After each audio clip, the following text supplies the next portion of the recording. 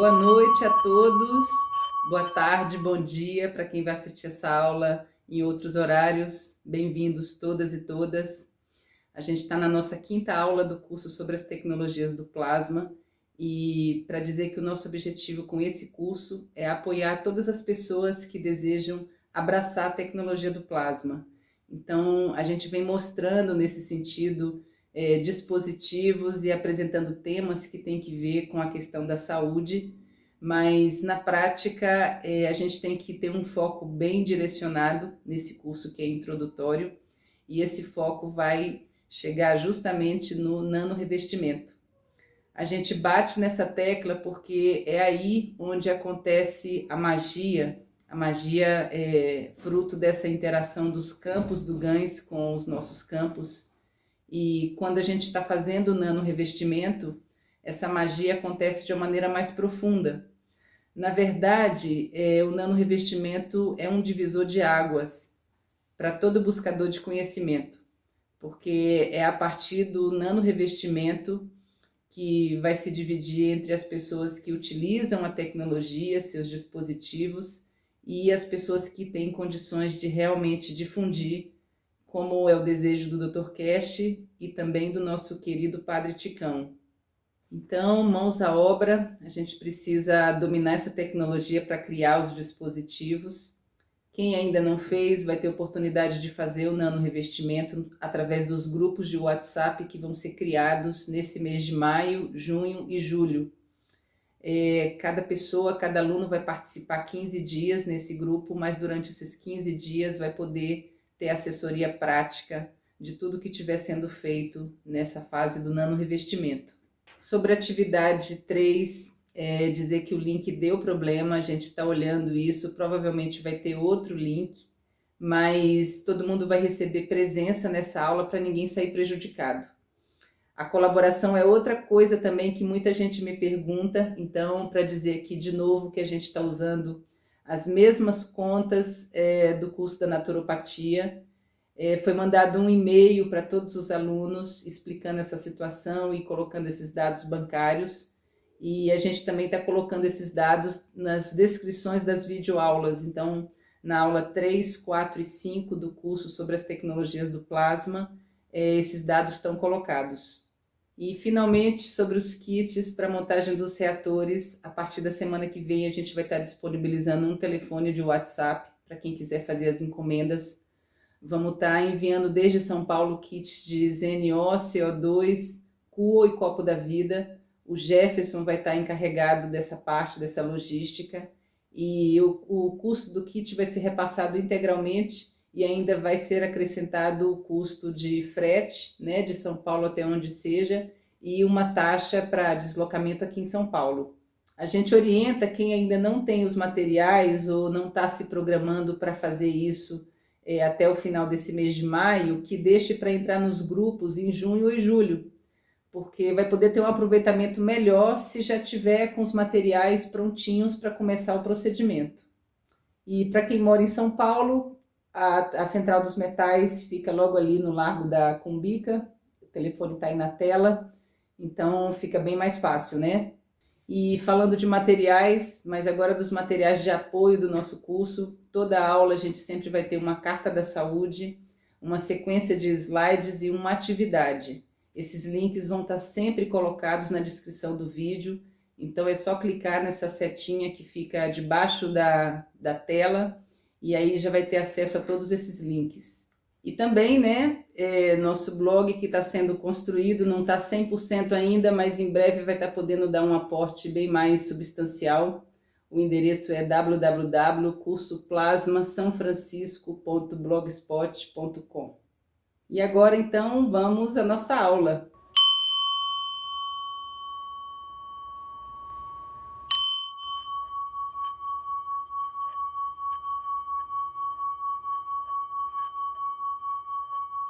Nessa aula 5, a gente vai falar sobre os temas que estão aí na tela, que é o copo da vida. Vamos ter a montagem dos copos 1 e 2.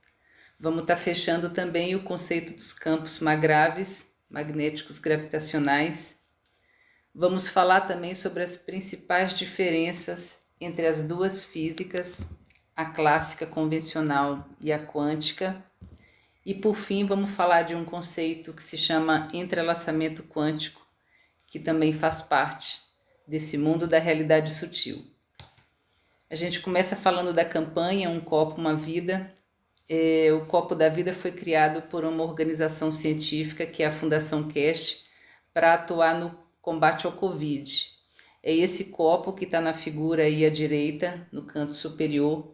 A gente vê a configuração dele, né, formado por duas bobinas de cobre, uma nano revestida e a outra cobre cru, e uma placa de zinco misturado com água e 15% de sal, e isso vai gerar o gás do copo da vida.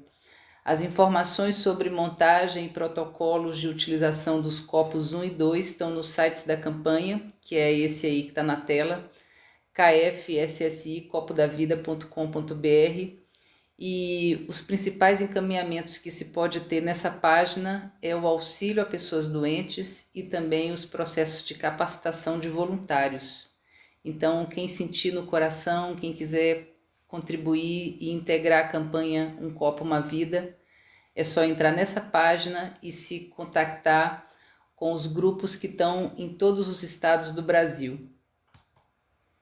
Aqui estão as imagens oficiais dos protocolos, né, que envolvem principalmente os atos de inalar, ingerir e borrifar a água do copo da vida. Lembrando que a gente vai estar falando sempre de água, né? Segundo a Fundação CASH, a gente não deve ter contato com gãs, então sempre é água que teve contato com plasma com gãs, mas não especificamente o gãs. Lembrando que a gente tem também o Copo da Vida 2, que é um copo que foi pensado para os casos de mutação do vírus. Então, mais uma vez, está aí o site da campanha e os voluntários vão poder direcionar cada caso da melhor maneira e fazer o diagnóstico também sobre o uso do copo 1 ou copo 2. E já que a gente está falando de copo da vida, nós vamos passar agora um testemunho de uma pessoa que teve uma experiência com o copo da vida, com o Covid, e disponibilizou seu testemunho para que fosse conhecido, né, em todo o Brasil, e com isso ficou comprovado mais uma vez a eficácia do copo da vida nos casos de Covid. Bora lá então ver o depoimento da Adriana. Boa noite, pessoal. Meu nome é Adriana Fagundes, sou de São José, Santa Catarina, e eu estive com Covid dia 8 de junho de 2020. Eu estava de noite com dor de garganta e tive um pouco de febre e calafrio. Eu já conheço a tecnologia CASH faz um tempo já e vinha fazendo protocolo de prevenção, né? E aí eu fiquei ruim e aumentei a dose para mais vezes ao dia, né? Usando a água do copo 1, do copo 2 para borrifação. E eu senti que demorei um pouquinho para ficar bem, né? E eu não tomei nenhum analgésico, tomei nada. Só tomei realmente as águas do copo 1, como era o protocolo para fazer, né? E também borrifar no corpo. Eu senti também apareceu uma tristeza no terceiro dia, mais ou menos, que eu não estava muito bem ainda. Senti falta de ar, senti um pouco de tosse, mas não foi muito forte, assim. Eu tomava água e senti uma melhora, sabe? Mas eu não tomei nenhum analgésico para febre, nenhum outro medicamento. Eu só usei realmente as águas da tecnologia CASH, a do copo 1 e o copo 2. E eu comecei a sentir uma tristeza.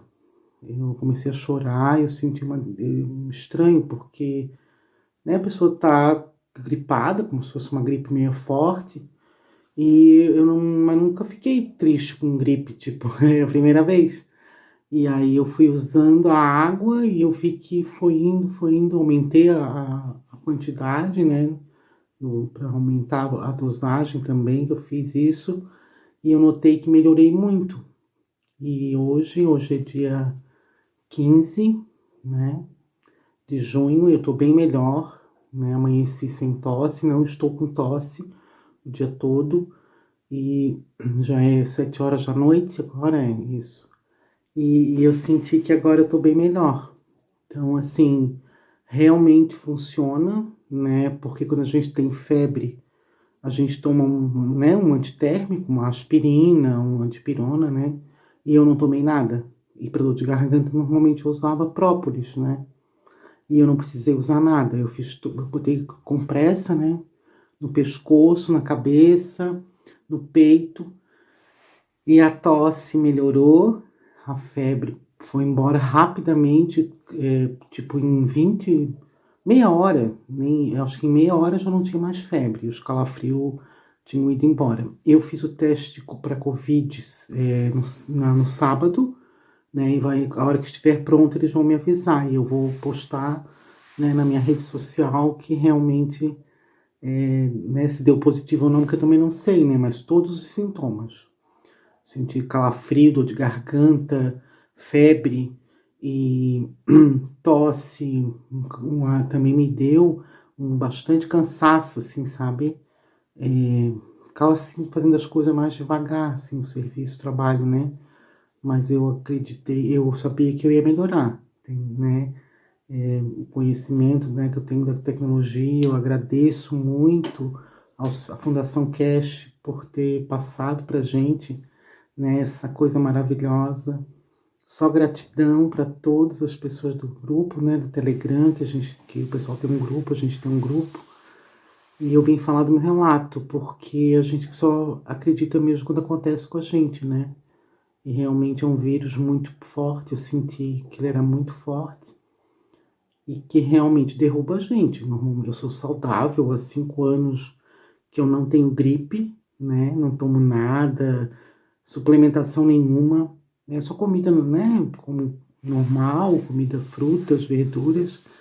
Mas eu notei que com a tecnologia Cash minha vida melhorou. Só gratidão. Muito obrigada a todos. Obrigada, senhor Cash. Bonito o testemunho da Adriana, mostrando a eficácia do copo da vida. E agora a gente vai retomar do ponto onde a gente parou com relação aos conceitos da tecnologia do plasma. A gente estava falando dos campos magnéticos gravitacionais, dos MAGRAVs, que são compostos por duas forças, uma gravitacional e a outra magnética. Essa figura 2 representa a força gravitacional, que é responsável pelo movimento conhecido como translação, que consiste no giro de cada planeta ao redor do Sol. E é uma força que afeta principalmente a matéria que existe no planeta Terra, está relacionada com o peso dos objetos, é a força da gravidade, e por manter os planetas em órbita, como a gente falou. E é uma força que circula de fora para dentro. Na imagem, na figura número 1, o que a gente vê aí é a representação do campo magnético, que tem que ver com o conceito do magnetismo. É uma força que vai circular de dentro para fora, no sentido contrário à força gravitacional, e vai atuar no espaço, onde não tem matéria, onde vai ser encontrados elétrons e cargas circulando livremente, mas nada de matéria. Essa força magnética está relacionada com a força de atração que vem desde o centro da Terra, relacionada com o que existe ao redor, por causa dos componentes misturados com ferro que tem no interior da Terra. É a mesma força que atua nos ímãs e tem a ver com essa composição. Então, aqui está uma síntese, né, das duas forças que compõem esse conceito MAGRAV. E quando a gente fala de campos, a gente está falando de um mar de infinitas possibilidades. A gente está falando de um espaço onde todas as possibilidades existem, coexistem, e é um estado prévio ao estado da matéria, ou é um estado diferenciado, também chamado pela ciência como buraco negro, como vácuo. A gente viu no experimento da fenda dupla que o observador é justamente quem vai fazer colapsar essa função de onda. Fazendo colapsar essa função de onda, essa partícula vai se manifestar na sua situação material. E é esse o papel que a gente cumpre. Através de quê? Através da nossa energia, que vai nos sentimentos, nas vontades, também nos preconceitos, nos medos. E essa linguagem universal é uma linguagem que não está baseada em sim ou em não, ou ela não é entendida da forma como a gente entende no nosso sistema cartesiano. Na verdade, a gente está falando de um conceito que se chama coerência cardíaca, e se realmente uma imagem vale por 1000 palavras, a gente tem a tela quase cheia, mas essas imagens estão bem representativas. Na verdade, a coerência cardíaca nada mais é do que a capacidade de pensar e sentir na mesma frequência, tanto para o positivo como para o negativo. Mas é o que o universo vai entender, é o que vai ser apontado para o universo como a possibilidade que vai se manifestar. Então, se for na frequência baixa, vai se manifestar o que é negativo, o que é mal. Se for numa frequência elevada, vai se manifestar o lado, elevado, o lado bondoso dessa realidade. É só para lembrar que todos os nossos órgãos emitem campos eletromagnéticos, mas o coração especialmente tem uma potência que chega a ser 4.000 vezes maior do que qualquer outro órgão. Então, daí a importância dos sentimentos, porque eles podem amplificar a potência de nossas ondas pessoais, que são esses campos, mas não somente os sentimentos, mas os pensamentos também, porque na verdade talvez os pensamentos sejam com o que a gente tem que se preocupar mais. Porque de onde nasce o pensamento? De onde vem o pensamento? Quem fabrica o pensamento? O pensamento vem de um sistema de crenças. E muitas vezes é esse sistema de crenças que vai contaminar esse pensamento e distorcer aquele campo que poderia estar sendo direcionado. Vai deixar de jogar essa energia no horizonte simplesmente porque está em desacordo com o pensar. Então, a coerência cardíaca, na verdade, chama atenção para a gente, para esse cuidado que a gente tem que ter, não somente com os sentimentos, mas também com os pensamentos, tratando de ter uma postura crítica para identificar em que momento a gente precisa mudar aspectos desse sistema de crenças, desses paradigmas, e substituir por outros. E agora a gente vai entrar num quadro comparativo entre a física clássica, onde já está tudo pré-determinado, e a física quântica. A gente vai entrar no âmbito da física quântica, que é uma perspectiva de tratar o mundo micro, o mundo das micropartículas, como os átomos, como os elétrons. Então a gente vai ter como referência gênios como Albert Einstein, Max Planck e Niels Bohr. São gênios que conseguiram provar para a gente que a física quântica não é misticismo, não é religião, é uma ciência. E, apesar de ser ciência, é também transcendental, porque vai tratar de conceitos que se aproximam da espiritualidade, como o conceito de alma, que é tão falado na tecnologia do plasma, e que vão dar também elementos para a gente pensar na criação e no funcionamento do universo. Então, desse pequeno apanhado que a gente fez até agora, a gente já entendeu, por exemplo, a importância da lei da complementariedade, que é justamente essa afirmação de que o elétron pode ser onda e partícula ao mesmo tempo, que foi o experimento da fenda dupla. Então, tudo isso vai trazer para a gente uma concepção que vai confrontar com essa física clássica, onde tudo já está predeterminado. Porque porque a gente está entendendo que finalmente o observador somos nós e nós escolhemos nossa realidade. A física clássica ela vai trabalhar sempre com o mundo visível e perceptível através dos 5 sentidos e ponto. Então, essa aí é uma grande diferença, porque a gente vai estar falando com a física quântica no mundo invisível das energias e dos campos sutis. Outra grande diferença é o foco. Enquanto na física convencional o foco é o movimento do macrocosmos, na quântica vão ser estudados os eventos atômicos do mundo microscópico. Com relação à medicina também, a diferença é abismal. Enquanto na física clássica a gente vai ter a medicina ortodoxa, que separa o corpo físico em muitas partes, como se elas não tivessem relação nenhuma entre si, por isso que a gente tem tantas especialidades médicas. No caso da perspectiva quântica, a gente vai ter uma medicina que considera que somos seres holísticos e que cada parte ou sistema interfere no outro. Assim como a clássica vai afirmar que a gente é refém da nossa genética e que a nossa vida já está definida em grande parte conforme essas características de DNA, na perspectiva quântica a gente vai trabalhar com o conceito de epigenética, onde existe a percepção de que o indivíduo pode moldar a genética a partir das próprias crenças, a partir dos pensamentos, que podem ativar ou desativar gatilhos genéticos. Mais que tudo, se trabalha com a perspectiva de que a mente é a consciência criadora que gera tudo.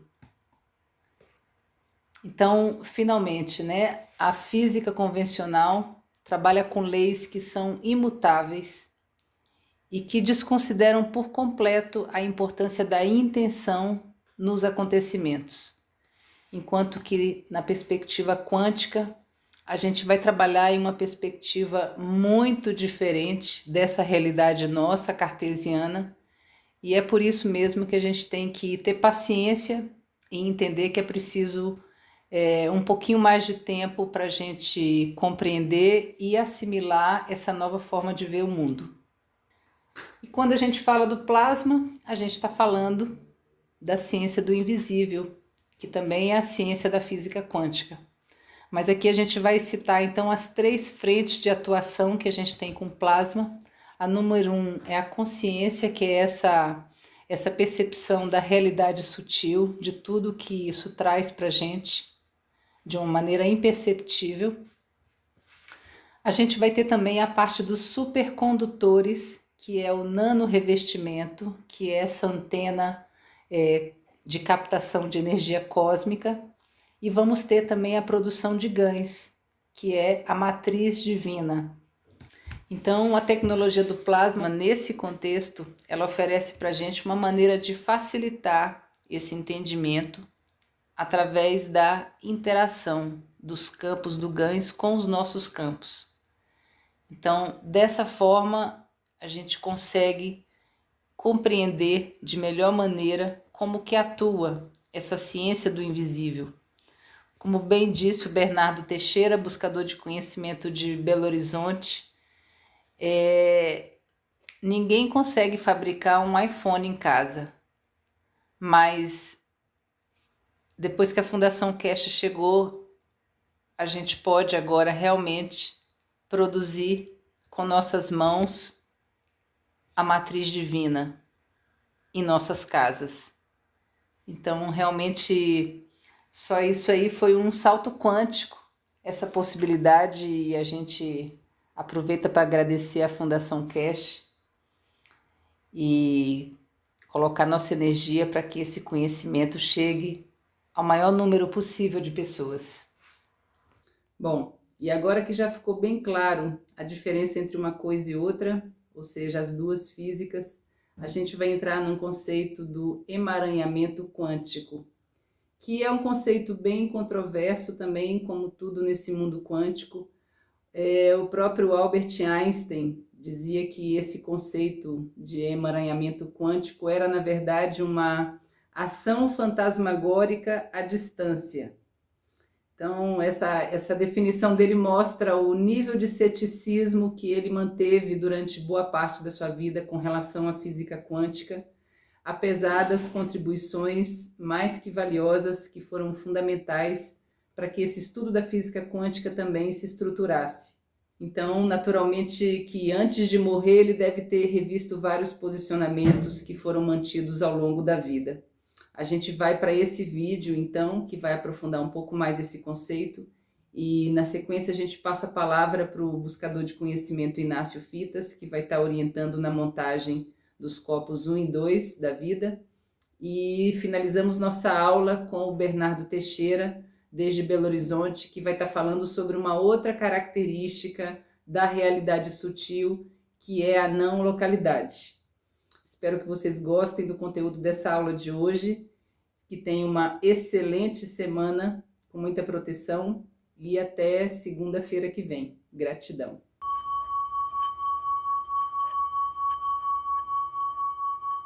No começo era a escuridão. E então, Bang, dando à luz a uma infinita existência em expansão de tempo, espaço e matéria. Todos os dias, novas descobertas estão revelando segredos misteriosos, magníficos, mortais, de um lugar que chamamos de universo. Enquanto tentam decifrar os mistérios do universo, os cientistas chegam a uma espantosa conclusão. Para entender o grande espaço, eles precisam estudar o espaço pequeno, a matéria microscópica que forma a base de tudo o que vemos.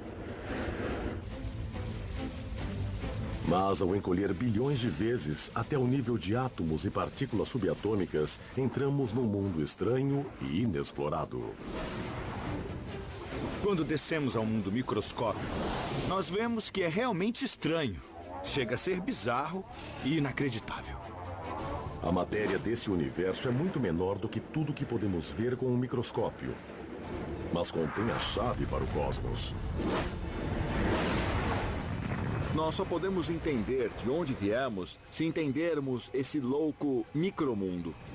Então vamos partir para uma viagem fantástica por esse mundo inexplorado, conhecido como universo microscópico.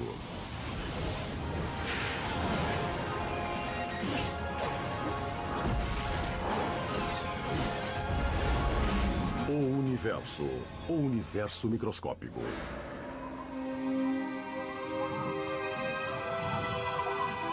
Quando as pessoas falam sobre o universo, geralmente se referem à vasta extensão de espaço, a bilhões de anos-luz de nós, que podem ver com radiotelescópios ou por imagens cósmicas. Pensam em estrelas, galáxias e planetas e tudo que é grande no espaço. Nós temos corpos astronômicos se movendo sob a força da gravidade. Existem leis da natureza e achamos que elas estão certas para sempre. No entanto, existe outro universo, um mundo invisível, que governa tudo aquilo que vemos. Quando diminuímos de tamanho, trilhões de vezes, até o mundo microscópico, as regras são muito menos intuitivas do que aquelas com que estamos acostumados no mundo maior. A mágica do universo microscópico começa a cerca de 10 bilionésimos de metro, ou o tamanho de um átomo. A matéria se comporta de modo tão diferente a esse nível que os cientistas desenvolveram uma série de regras inteiramente nova para descrever o que ocorre. É a chamada teoria quântica. E o que ela diz é extraordinário. Esta bola de beisebol representa uma partícula subatômica, como um elétron ou um fóton de luz, que rotineiramente faz todo tipo de coisas bizarras e estranhas no universo microscópico. A versão subatômica dessa bola de beisebol pode ser invisível, pode passar por objetos sólidos facilmente, pode estar em vários lugares ao mesmo tempo e, aparentemente, pode voltar no tempo e mudar o passado. Isso significa que eu poderia jogar essa bola de beisebol para a primeira base e a base do batedor ao mesmo tempo. Ou então mudar o aparente desfecho de uma jogada enquanto ela ainda está acontecendo. Eu sei que isso parece coisa de ficção científica, mas de fato sabemos que é verdade. Ou pelo menos parece verdade em nosso mundo quântico. Todo tipo de coisas estranhas acontecem. Se os cientistas entendem como essas coisas estranhas funcionam, eles podem colocá-las para funcionar em nosso dia a dia, revolucionando a computação moderna e talvez até permitindo que nos comuniquemos através do cosmos instantaneamente. A chave para concretizar esses milagres é um processo chamado entrelaçamento quântico. E os cientistas já estão direcionando essa incrível descoberta para propósitos civis e militares. Na física quântica, o que acontece em um objeto aqui pode instantaneamente afetar um objeto ali. E ali pode ser a milhões de quilômetros. Funciona assim. Quando duas partículas subatômicas interagem, podem se entrelaçar, ou seja, seu giro, posição ou outras propriedades se ligam através de um processo desconhecido pela ciência moderna. Se você medir uma das partículas, isso instantaneamente determinará o comportamento da outra partícula. E quando você faz o experimento, você descobre que, de fato, o estado quântico da outra partícula é exatamente determinado depois que você mediu o estado quântico da partícula parceira. Isso significa que se um cientista observa uma partícula entrelaçada e a força a girar no sentido horário, a outra partícula entrelaçada começará imediatamente a girar na direção oposta. Isso parece intrigante, mas não é tão espantoso quando consideramos que as duas partículas entrelaçadas podem estar separadas por bilhões de anos-luz. Mas assim mesmo, no momento em que observamos uma partícula girar, ditamos o giro da outra partícula. É estranho, porque pode sugerir que a informação viajou instantaneamente, mais rápido que a velocidade da luz de uma partícula para outra. Eu não entendo isso. Não conheço ninguém que entenda. Ação fantasmagórica à distância, como Einstein dizia. O entrelaçamento quântico é mais que uma curiosidade do mundo microscópico. Devido aos efeitos do entrelaçamento, as partículas podem ser vistas e sentidas no nosso mundo. Se os cientistas puderem superar alguns obstáculos fundamentais, o entrelaçamento quântico pode um dia ajudar os seres humanos a se comunicarem através de vastas distâncias instantaneamente. As pessoas às vezes acham que o entrelaçamento quântico alcançará a desejada meta de transferir informações a uma velocidade maior que a da luz. Eu não acho que isso seja possível, porque para montar esses sistemas, você precisará levá-los para lá a velocidades menores que a da luz. Mas o que eu sei, não é? Há 100 anos, ninguém achava que nós chegaríamos à Lua. Você pode pensar que essas minúsculas coisas da escala de Planck não têm nada a ver conosco, que somos bem maiores, mas tem tudo a ver, são as nossas origens. Todo o nosso universo, se olharmos para trás, teria sido menor que o comprimento de Planck. Seja o que for que exista nas menores escalas do mundo subatômico e seja como for que se comportem, os cientistas dizem que precisam entender esse mundo antes que possam compreender o cosmos acima, o comportamento humano e o que pode ter existido antes do Big Bang. É uma formidável quantidade de informações inserida num espaço inacreditavelmente pequeno. O universo microscópico.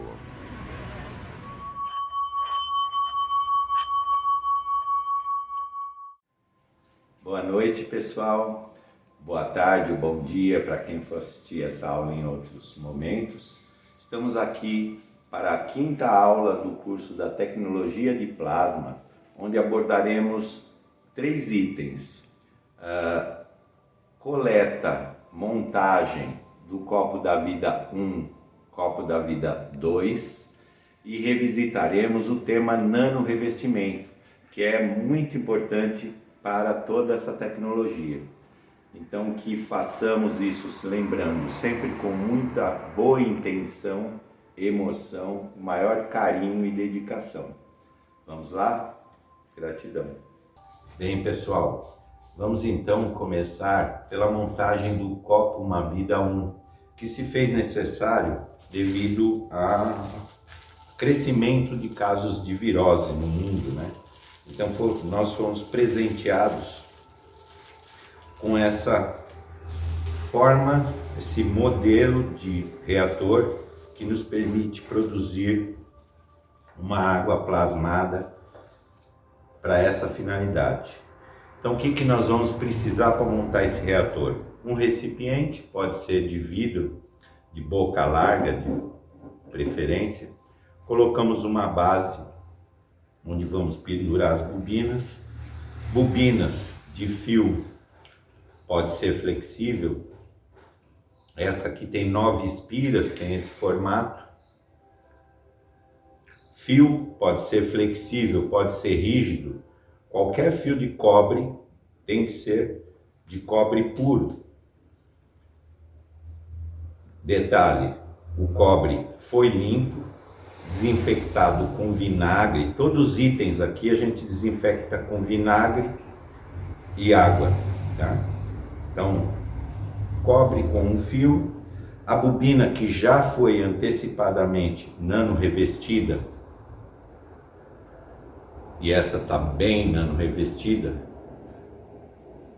também bem, o nano revestimento bem depurado, bem assentado, secado ao sol. Também um pedaço de fio para fazermos as ligações. Dessa forma aqui eu estou fazendo com fio rígido, fino. Não há necessidade de ser um fio grosso, pode ser um fio fino. E também uma placa de zinco.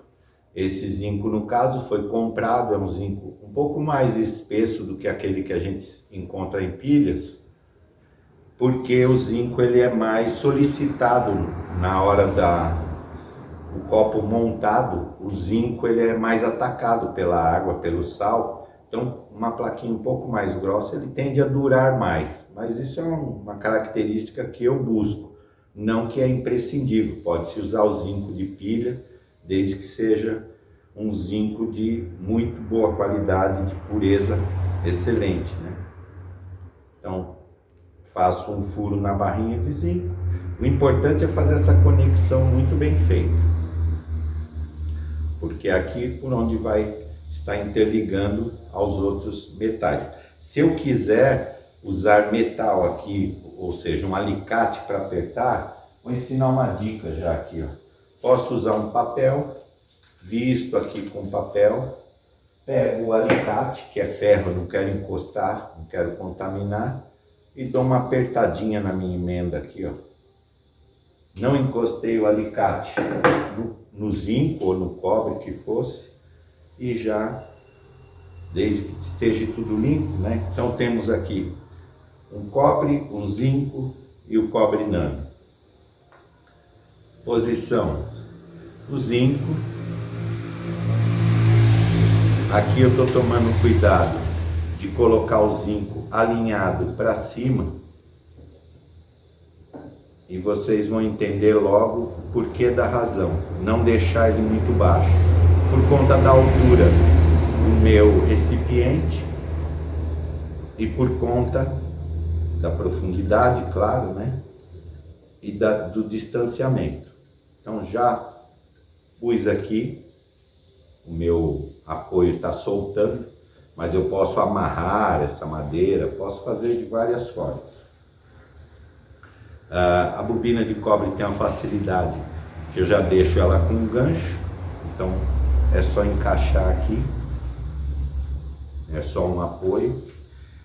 E a bobina nano no centro. Essa é a configuração do copo Uma Vida 1.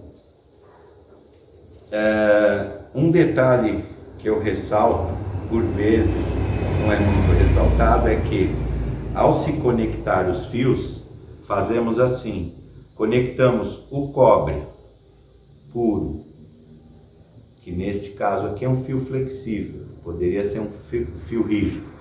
Conectamos, interligamos com o zinco, basta torcer, está conectado. E ao conectar a bobina nano, é recomendado e necessário que coloquemos uma emenda de fio daqui até aqui. Não conectemos este direto. Isso tem um porquê e é mais detalhado para quem fizer busca nas páginas oficiais, nos ensinamentos oficiais da Fundação.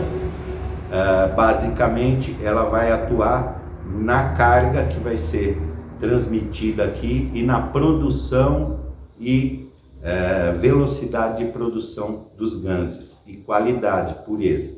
Então eu vou usar, inclusive, que eu já tenho aqui um fiozinho, eu desmanchei um fio flexível, nano revesti ele, então tenho fiozinhos finos de cobre nano revestidos. Posso usar isso e me ajuda nesse caso. Então, para quem tiver, repetindo, não é necessário ou obrigatório. Tem que ter um fio, não necessariamente tem que ser nano revestido. Uma vez colocado esse pedacinho, é como se fosse simplesmente uma emenda. Posso conformar aqui para a coisa ficar prática e conecto aqui. Também tomo cuidado para ficar bem conectado, bem torcido. Ajusto o alinhamento. Lembrando que reatores tem que ficar em média 3 a 5 centímetros a distância de cada metal. Ele ficar alinhado com o topo é conveniente. E embaixo temos pelo menos 2 a 3 dedos de espaço dos metais até o fundo do recipiente. Para que a produção do GANS indo assentar ao fundo não encoste nos metais. Quando o GANS se acumula no fundo e chega aos metais, a produção diminui ou até para. Então essa é a forma de montagem do copo 1, que, lembrando, foi proposto e ensinado gratuitamente para todos quando nós tivemos esse surto, princípio de surto dessa virose. E essa água é muito recomendada tanto para o dia a dia, para prevenção, como para limpeza de ambientes, equalização, harmonização do estado dos ambientes e das pessoas. Bom, passando então à montagem do copo 2, segundo a orientação o próprio Mr. Cash passou, vejam, eu peguei um fio rígido, flexível, bem grosso, tirei a capa dele, ele está aqui. Vamos fazer esse formato aqui, pegar um fio de cobre, pedaço de fio de cobre, que é para interligação, pode ser rígido, pode ser flexível, fazer a conexão aqui no meio, dobramos, muita gente chama isso aqui de vassourinha, parece uma vassourinha. O que ela faz? Ela imita uma placa de cobre, vejam. Então, é para quem não tem a placa. Quem tem a placa pode usar a placa. Assim, é um dos elementos que o Mr. Cash ensinou a fazer para quem vai fazer em casa, né? E esse elemento, ele já pode ficar numa borda aqui. Nós vamos, com cuidado aqui, colocar. Veja que eu preparei um copo para um reator, com já um apoio. E prendo ele aqui. Como meu fio é rígido, basta uma voltinha, ele já prende, já fica numa altura razoável, que é praticamente na borda. E eu vou ter que acomodar ele, claro, posicionando para que depois entre os outros materiais. Quais são os outros materiais? Uma bobina de cobre puro, eu guardo assim quando monto pares de kits, né?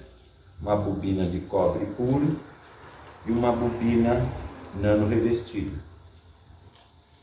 A bobina de cobre puro, posso já enrolar aqui o fio que vai ser a interligação, né?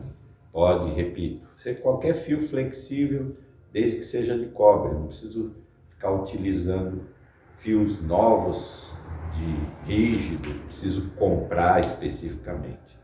Essa bobina também ela foi rolada com 9 espiras, mas no tamanho que for conveniente.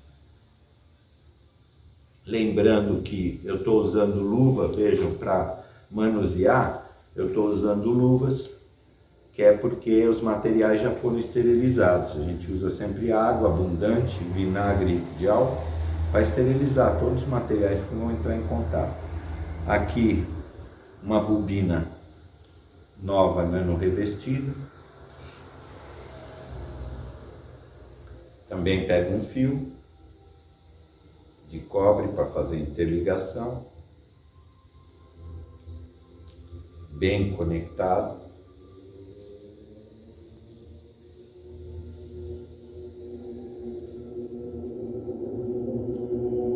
Como eu fiz para o copo 1, eu vou fazer para o copo 2 a inserção de um fio nano revestido, que eu preciso essa emenda. Lembrando que essa emenda, ela atua na transferência de carga durante a produção de GANs. Então ela funciona, na verdade, eletricamente falando, como uma carga resistiva. Essa emenda, esse pedacinho de fio, funciona como uma carga resistiva, que entra no lugar das configurações em que se usa um LED para fazer a interligação. O LED também tem essa função de impor uma carguinha resistiva para que o circuito produza o GANs mais lentamente e mais refinadamente. Então aqui seria a posição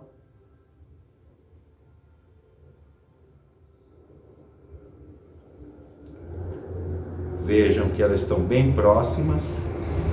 Esses materiais, nessas proporções, eu poderia utilizar para um vidro até de 3 litros, porque a bobina está bem grande, tem bastante material, esta também tem bastante material, nesse caso aqui o cobre também, ficou bem justinho nesse tamanho de recipiente, mas assim ele vai funcionar muito bem.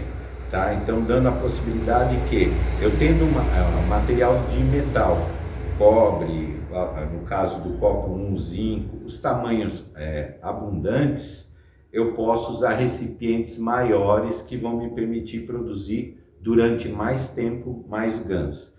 No caso nós estamos fazendo aqui desse tamanho porque eu quero aproveitar e apresentar para vocês o copo 2 como copo gêmeo ou copo alma gêmea, né? Então nós temos aqui um montado, vamos montar rapidamente, porque já sabemos montar o outro, aqui ó, fazendo a vassourinha, solto o fio, espalho, repetindo que isso poderia ser uma chapinha de cobre, sempre lembrando cobre puro, né? Para quem tem facilidade de acesso, loja específica especializada vende as chapinhas. E esse aqui eu usei um fio flexível, que aí fica mais fácil ainda. Esse fio aqui é um fio chamado 6 milímetros, para quem não está habituado. Então coloco aqui.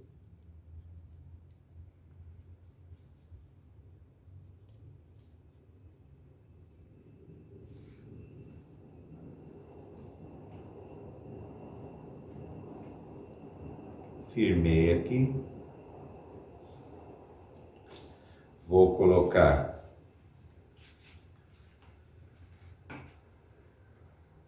a bobina nano também,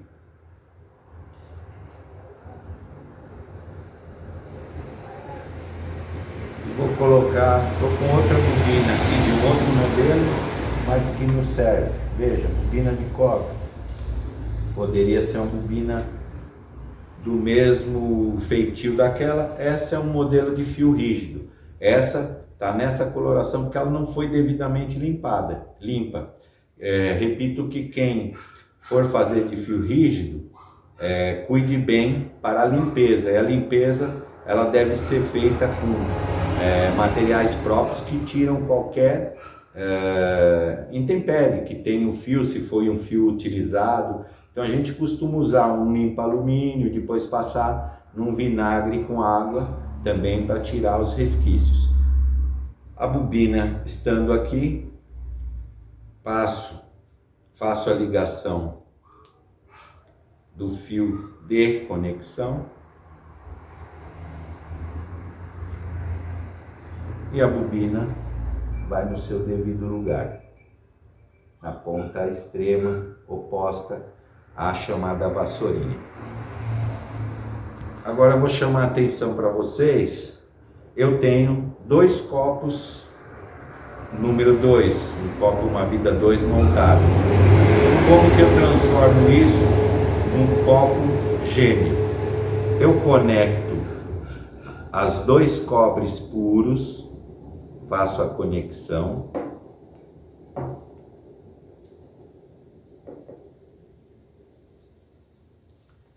E conecto o nano revestido do outro copo a eles. Percebem? Pegando o nano revestido do segundo copo e interligando a esse copo. Vou fazer lateral, que vai ficar mais próximo, né? A posição aqui não vai interferir. Olha, os 2 cobres puros daqui com o nano revestido daqui.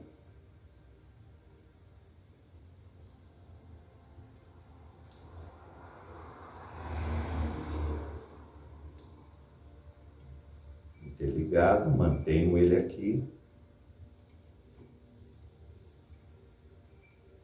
Nesse reator, porque ele não vai sair deste reator, ele vai se manter nesse reator.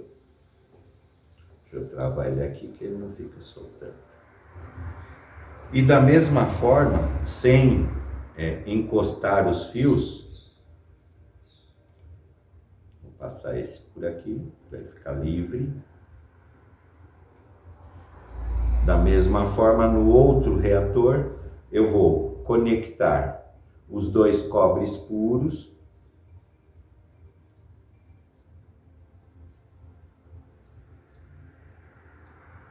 e a bobina de nano revestida do outro reator a eles.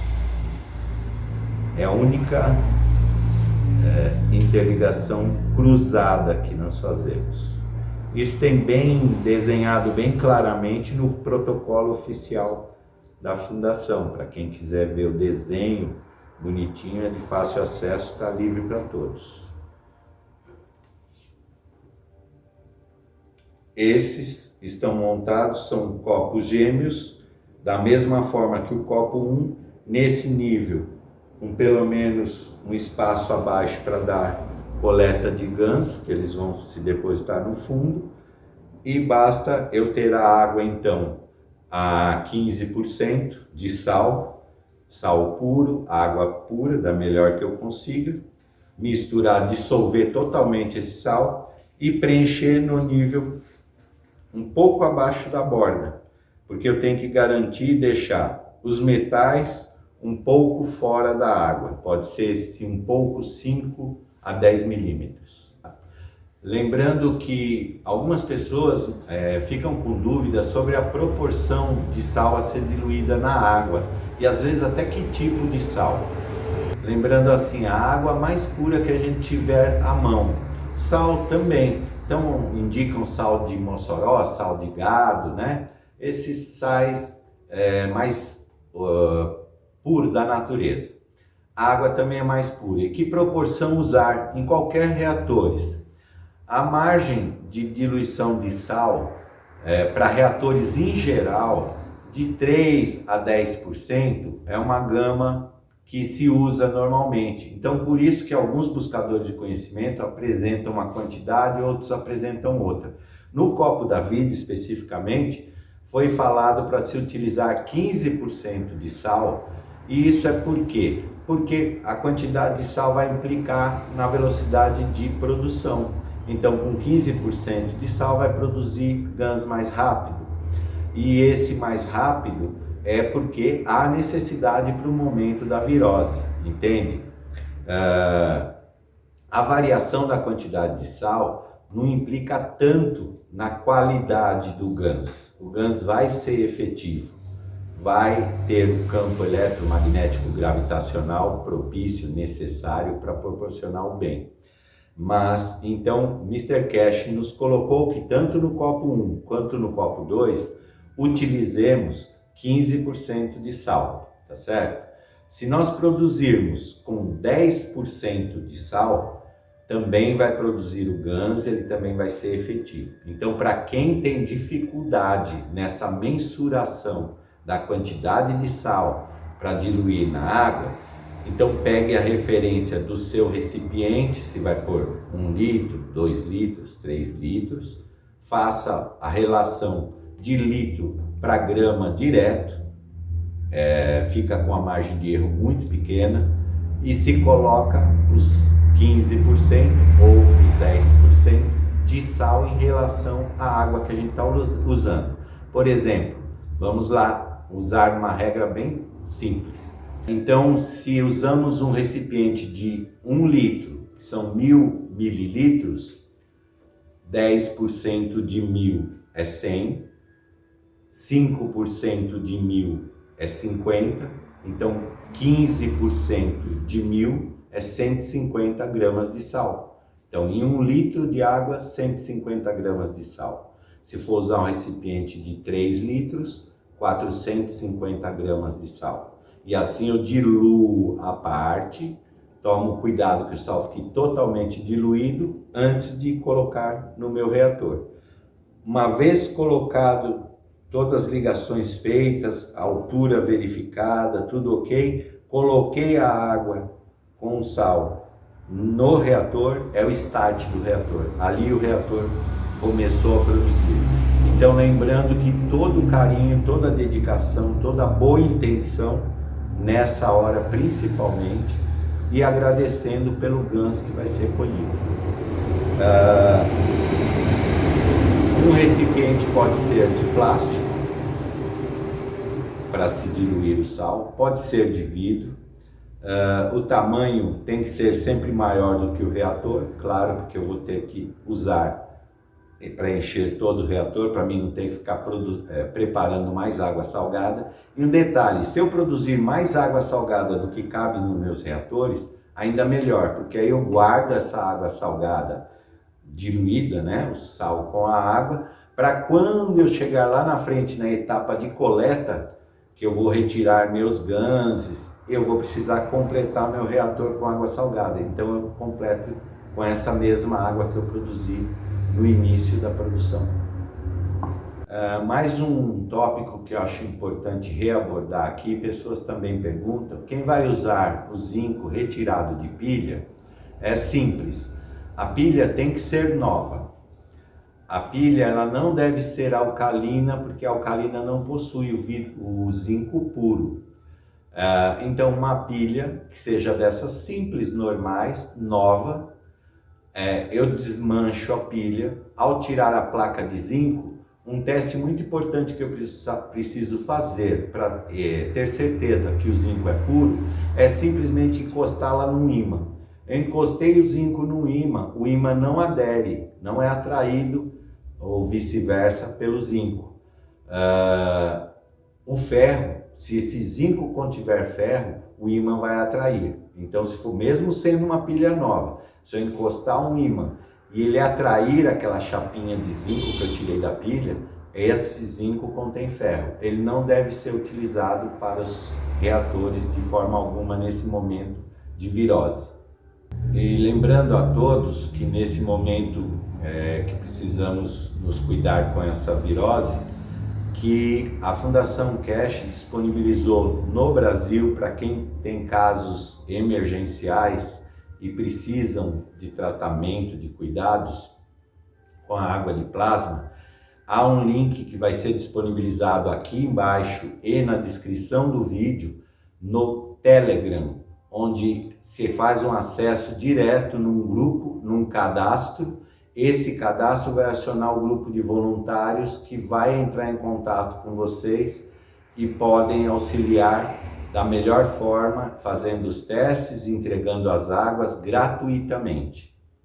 Então, pessoal, agradecendo pela atenção, pela oportunidade de estar passando um pouco do conhecimento que a gente já acessou, porque continua buscando conhecimento, continua aprendendo, né?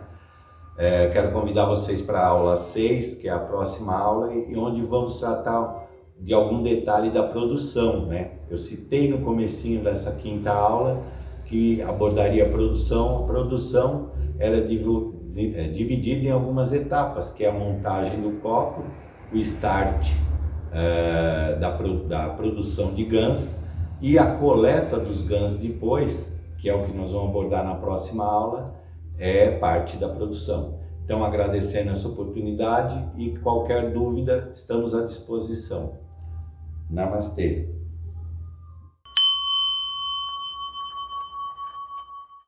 Outra propriedade muito interessante desse nível de realidade, pessoal, dessa realidade primeira, é a não localidade. A não localidade ela foi descrita por Werner Heisenberg, um dos quânticos, um dos cientistas lá da física quântica. E essa é uma das partes mais difíceis, porque eu estou aqui em Belo Horizonte. Para eu ir para Brasília, eu tenho que pegar um avião e deslocar, ou um carro, e chegar até Brasília, né?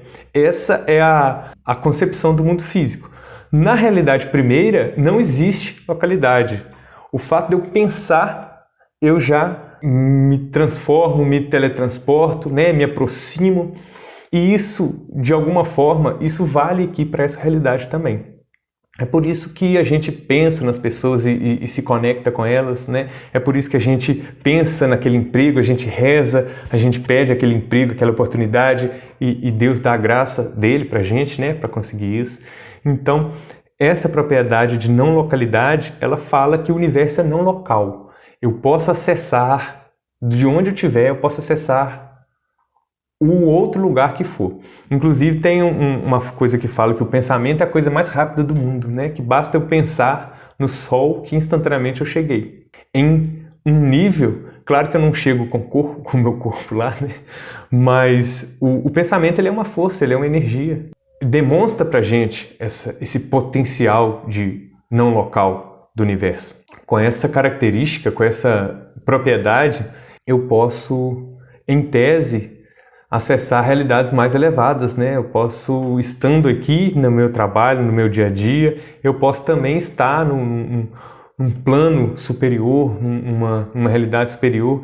E a gente percebe que tem muito disso, né? A gente vê na rua pessoas que estão ressoando, né, com realidades mais sombrias, com realidades mais tristes, mais depressivas, e outros que estão ressoando com realidades mais prósperas, com a terra prometida, propriamente dita.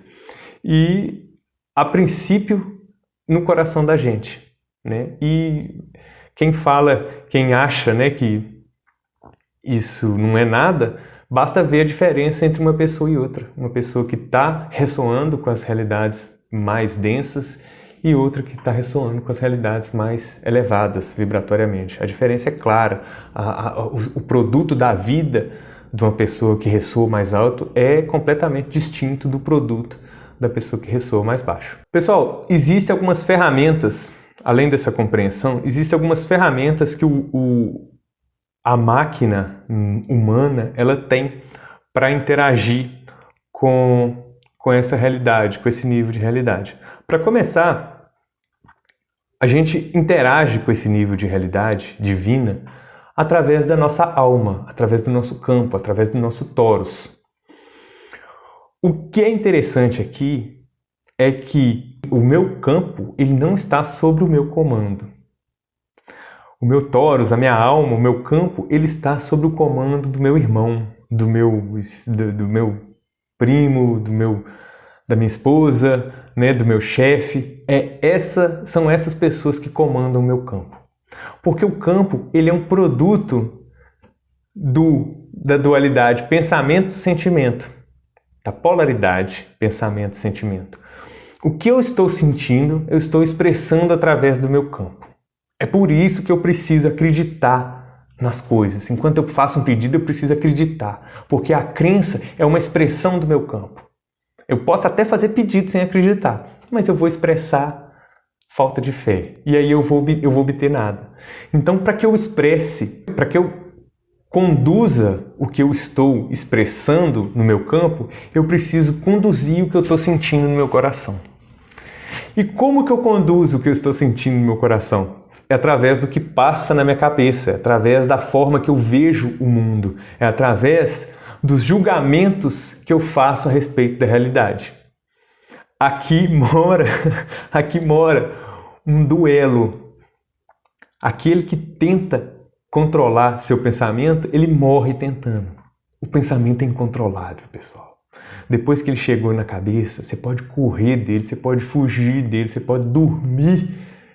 Uma semana, quando você acordar, ele vai estar lá. Você pode até não pensar.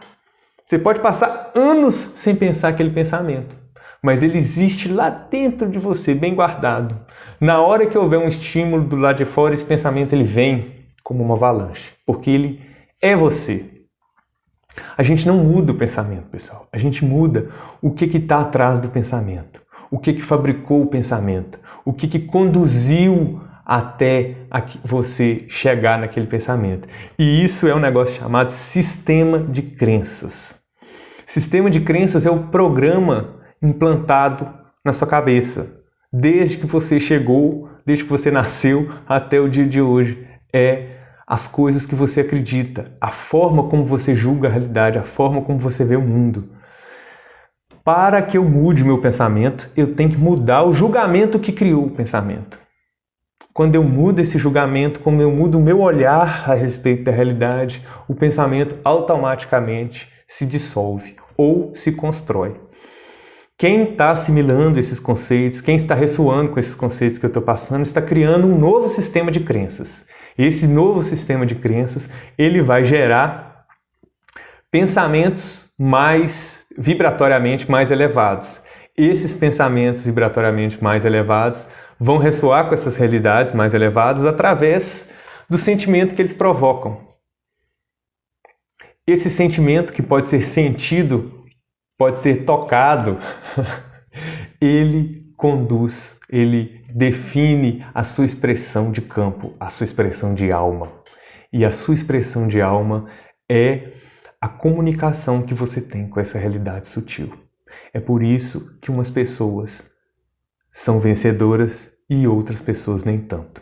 É por isso que a vida da maioria das pessoas é subidas e descidas, enquanto alguns conseguem caminhos mais lineares e menos tortuosos. A cura e a doença está justamente nessa expressão de campo. E a gente passa a vida sem sequer olhar para isso. É tão difícil criar o hábito de investigar esse nível de realidade, porque é algo normalmente que a gente faz sozinho. A gente não tem nem interlocutor para falar sobre isso. Você já imaginou se você chegar na sua repartição pública lá, todo mundo com aquela cara, com aquele campo, com aquela expressão de vida à deriva, né? Sem conduzir nada, deixando a coisa solta? Imagina se você chegar lá e falar assim: nossa, hoje meu campo está radiante. Eu estou interagindo com a realidade sutil de forma majestosa. Vão olhar torto pra gente, vão... todo tipo de coisa, todo tipo de preconceito vai sair nesse momento, porque você vai estar falando com pessoas que não fazem a mínima ideia do que seja isso, e pessoas que ignoram, passam a vida ignorando isso. Na verdade, pessoal, todos nós somos peritos em realidade sutil. Nós somos especialistas em realidade sutil. Mas nós fazemos isso de forma inconsciente, como os animais. A gente não coloca a nossa cognição nesse nível de realidade. Vocês querem ver um exemplo? Quando tem uma pessoa pé da vida, quando a pessoa está com o campo exalando raiva e tensão, a gente não precisa nem olhar para a expressão da pessoa. Você está de costa aqui, passou um campo desse atrás, se for uma pessoa da família, se for uma pessoa que você tem contato, instantaneamente você já sabe que naquele dia você não pode nem mexer com aquela pessoa. Por isso, pessoal, porque a gente é especialista nos campos. Só que a gente é especialista como os animais são, a gente é especialista sem prestar atenção, a gente é especialista como um cachorro. Não me levem a mal, mas através do behaviorismo, através do condicionamento. A gente entende dos campos, a gente entende de realidade sutil através do condicionamento. Esse conhecimento, ele pretende fazer com que vocês passem a entender, ser especialistas nessa realidade sutil, mas com consciência, com atenção, voltando à sua cognição, sua inteligência, sua razão, para compreender e para manipular esse nível de realidade. É assim que a gente toca o sutil. É assim que a gente transforma a nossa vida. Quando a gente identifica o que não está bom, a gente identifica o que a gente quer mudar. E aí a gente muda primeiro o nosso interior. A forma como a gente vê o mundo, a forma como a gente julga o mundo, a forma como a gente se sente no mundo. Quando a gente muda nossa realidade interior, a realidade exterior se manifesta. Porque o que está fora é um espelho do que está dentro. A saída, pessoal, é para o lado de dentro.